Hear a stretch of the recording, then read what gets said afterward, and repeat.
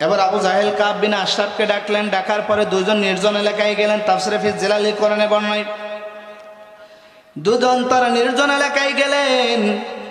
নির্জন এলাকায় যাওয়ার পরে এবার কাব বিন আশরাফ এবং আবু জাহেল তারা নির্জন এলাকায় গেল, যেখানে পাহাড়ি এলাকা, কোনো লোকজন নাই, বাড়ি ঘরদর নাই। এবার আবু জাহেল কাব বিন আশরাফকে বলতেছেন, দোস্ত তুমিও মুহাম্মাদের শত্রু, আমিও মুহাম্মাদের কি বলতেছেন, দোস্ত তুমিও মুহাম্মাদের শত্রু, আমিও মুহাম্মাদের শত্রু, আমরা দুজনে তো মুহাম্মাদের শত্রু। ও দোস্ত আমরা দুজনে তো মুহাম্মাদকে মারতে চাই। ও দোস্ত তুমি আগে অন্তর থেকে তুমি বলো। আবু জাহেল কাব বিন আশরাফকে বলতেছেন, দোস্ত তুমি অন্তর থেকে বলো, আব্দুল্লাহর বেটা মুহাম্মদ কেমন মানুষ তুমি একটু বলো তো। তাফসীরে ফি জিলাল কোরআনে বর্ণনা থেকে বলতেছি, আমার ভাইরা আবু জাহেল কাব বিন আশরাফ এবার সামনে তাকায়, পিছনে তাকায়, ডানে তাকায়, বামে তাকায়, দেখতেছেন লোকজন আছে নাকি। কারণ তারা মুহাম্মদ বিন আব্দুল্লাহ সম্পর্কে সত্য কথা বলবে, ভালো কথা বলবে, মুহাম্মদ বিন আব্দুল্লাহর চরিত্র সম্পর্কে তারা সার্টিফিকেট দিবে।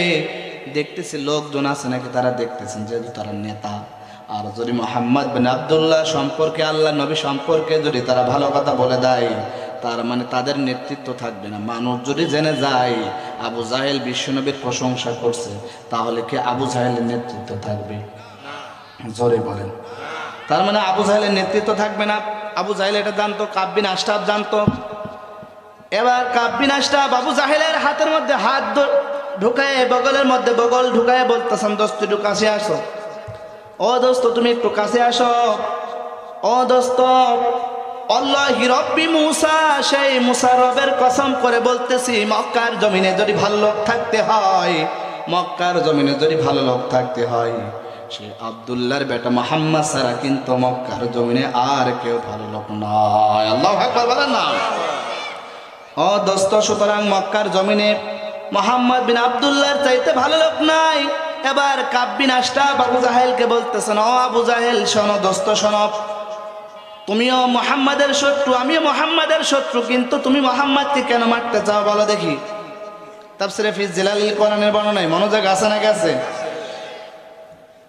এবার কাব বিন আশরাফ বলতেছেন, দোস্ত তোমার মনের অনুভূতি একটু ব্যক্ত করো দেখি। এবার আবু জাহেল সামনে তাকায়, পেছনে তাকায়, ডানে তাকায়, বামে তাকায়। কেন তাকায় বলেন তো ভাই? দেখতেছে কেউ আছে নাকি দেখতেছে। কারণ আবু জাহেল যদি বলে আল্লাহর নবী ভালো মানুষ, ওর কি চেয়ার থাকবে? জোরে বলেন। আবু জাহেল সামনে তাকায়, পেছনে তাকায়, ডানে তাকায়, বামে তাকায়। এবার আবু জাহেল কাব বিন আশরাফের হাতের মধ্যে হাত ঢুকায় বলতেছেন, দোস্ত কাছে আসো। আল্লাহু আকবার বলেন না। ও দোস্ত কাছে আসো। এবার আবু জাহেল বলতেছেন, দোস্ত আল্লাহি রব্বি কাবা, সেই কাবা রবের শপথ করে বলি, মক্কার জমিনে যদি একজন ভালো মানুষ থাকতে হয়, সে হচ্ছে আব্দুল্লাহর বেটা মুহাম্মদ। আব্দুল্লাহর বেটা মুহাম্মদ ছাড়া কিন্তু মক্কার জমিনে আর কেউ ভালো লোক নয়। আল্লাহু আকবার বলেন না। এবার কাব বিন আশরাফ বলতেছেন, দোস্ত কাব বিন আশরাফ বলতেছেন, আবু জাহেল তুমি নিজেই মুহাম্মদ বিন আব্দুল্লাহ সম্পর্কে ভালো কথাগুলো বলে দাও। ও দোস্ত তাহলে তুমি মুহাম্মদ বিন আব্দুল্লাহর কেন বিরোধিতা করো, কেন শত্রুতা করো? আবু জাহেল বলতেছেন, দোস্ত কারণ আমি যদি বলি মুহাম্মদ ভালো লোক, মুহাম্মদের বিরোধিতা যদি না করি, কারণ আমার চেয়ার কিন্তু থাকবে না। সুতরাং আজও যারা ক্ষমতায় আছে, যারা ক্ষমতায় ছিল, তারা জানে দেশের আলেম ওলামা ভালো না খারাপ মানুষ। জোরে বলেন। তারা জানে এই আলেম ওলামা ভালো মানুষ, তারপর তাদের বিরোধিতা করতো কিনা। এই সমস্ত যারা, ওই সমস্ত সন্ত্রাসীরা, লম্পটটা, লুচ্ছারা, বদমাশরা, তারা জানতো আলেম ওলামারা ধর্ষণকারী নয়, আলেম ওলামারা যুদ্ধ অপরাধী নয়, আলেমরা রাজাকার নয়, আলেমরা রাজাকার নয়। তারপরও তাদের বিরোধিতা করতো কি শুধু চেয়ারের জন্য। সুতরাং যারা চেয়ারের জন্য মানুষকে ফাঁসি দিয়েছে, যারা চেয়ারের জন্য আলেমদেরকে হাতে হাত করা পরিয়েছে, যারা চেয়ারের জন্য তারা আলেমদেরকে পায়ে বেরি ডান্ডা বেরি পরিয়েছে, যারা চেয়ারের জন্য যারা আলেমদের গলায় ফাঁসির রশি দিয়েছে, যারা শুধু চেয়ারের জন্য করেছে, ও আমার মুসলমান ভাইরা, যারা আলেমদের অপমানিত করেছে আল্লাহ তাদেরকে কিন্তু অপমানিত করেছে। সুতরাং তুমি করেছিলে এদেশের আলেমদের হাতে হ্যান্ডকাপ পরিয়েছিলে, আলেমদের পায়ে ডান্ডা বাড়ি পরিয়েছিলে, আলেমদের গলায় তুমি রশি দিয়েছিলে। আল্লাহ তাআলা প্রমাণ করেছে তোমার বাবার মূর্তির গলার মধ্যে দড়ি পিড়ে বানায়া দড়ি দিয়ে গোটা বাংলার ভূখণ্ডে লাঞ্ছিত অপমানিত করেছে। কথা বলে মুসলমান, ঠিক কিনা? ঠিক কিনা? ঠিক কিনা?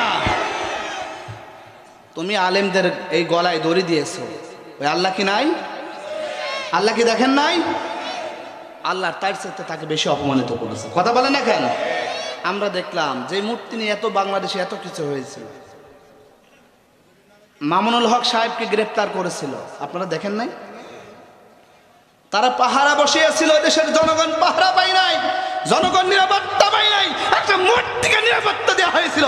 কথা বলে মুসলমান, ঠিক কিনা? এরা কোন ধরনের লেভেলের, কোন লেভেলের জালিম হতে পারে চিন্তা করেন। এদেশের কোনো মহিলা নিরাপত্তা নাই, কোনো মানুষ নিরাপত্তা নাই, একটা মূর্তিকে পাহারা দেওয়া হয়। আল্লাহ তাআলা আমরা দেখলাম মূর্তির একটা হাত পড়ে আছে মজুমপুর গেটে, একটা পা পড়ে আসে গড়াই নদীর পাশে, বেচারে মাথাটার খুঁজে পাওয়া যায় না, কোথায় যে আছে মাথা খুঁজে পাওয়া যায় না। যারা আলেমদের গলায় দড়ি দিয়েছিল তার মাথা খুঁজে পাওয়া যাবে না। কথা বলে না কেন? আমার ভাইরা যে কথা বলতেছিলাম মনোযোগ আসে না গেছে? এজন্য আল্লাহ রাব্বুল আলামিন তাফসীরে তাবারি বানান আল্লাহ বললেন, কুল হুয়া লিল্লাযিনা আমানু হুদাও ওয়া শিফা ওয়াল্লাযিনা লা ইউমিনুনা ফি আযানিহিম আqru ওয়া হুয়া আলাইহিম আমা উলাইকা ইউনাদাউনা মিন মাকানিন বাঈদ। আল্লাহু আকবার বলেন। আর তাফসীরে তাবারি বানান আল্লাহ বললেন, কুল বিশ্ব নবীকে বললেন, হুয়া বলতে আল্লাহ কোরআনকে বুঝালেন। আল্লাহু আকবার বলেন না। আল্লাহ কুল মানে বিশ্ব নবীকে বুঝালেন, হুয়া মানে আল্লাহ কোরআনকে বুঝালেন। কুল হুয়া লিল্লাযিনা আমানু হুদা ওয়া শিফা, ও নবী এই কোরআন মুমিনদের জন্য হেদায়েত এবং শিফা। ওয়াল্লাযিনা লা ইউমিনুনা ফি আযানিহিম আqru ওয়া হুয়া আলাইহিম আমা। আল্লাহু আকবার বলেন না। ও নবী এই কোরআন মুমিনদের জন্য হেদায়েত এবং শিফা। ও নবী যারা এই কোরআনের মাহফিল শুনবে, কোরআনের আলোচনা শুনবে, আল্লাহ তাদের হেদায়েত দেন। আল্লাহু আকবার বলেন না। আর যারা কোরআনের মাহফিলে যাবে না, কোরআন শুনবে না, কোরআন শুনতে যাদের ভালো লাগে না, তারা কিন্তু হেদায়েত পাবে না। আল্লাহ বলতেছেন, আল্লাযিনা লা ইউমিনুনা ফি আযানিহিম আqru ওয়া হুয়া আলাইহিম আমা। আল্লাহ বলতেছেন সুতরাং ওরা কোরআন দেখেও না দেখার ভান করে, শুনেও না শোনার ভান করে। ও সেসুয়াবাসী, এখানে হাজার হাজার লোকের বসবাস। আল্লাহর কোরআন বলতেছে তারা দেখেও না দেখার ভান করে, শুনেও না শোনার ভান করে। এই সেসুয়ার মধ্যে এমন মানুষ আছে না নাই? কিন্তু